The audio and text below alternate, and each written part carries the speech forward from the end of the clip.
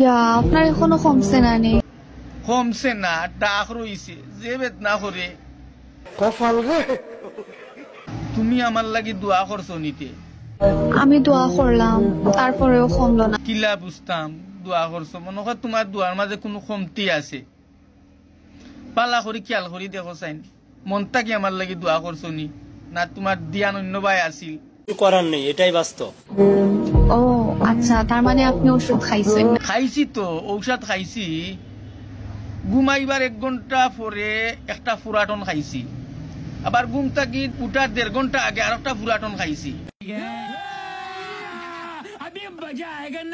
এখন আবার যে ফুরাটন কিনিয়া খাইতাম, ই টেকা আমার কাছে নাই, পারলে কিছু টেকা পাঠাও না নে।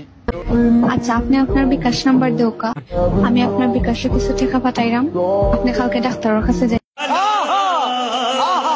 এক কাম করিও, টেকার লগে আমার লাগি 2 পাতা ফুরাটন ফাটাইও।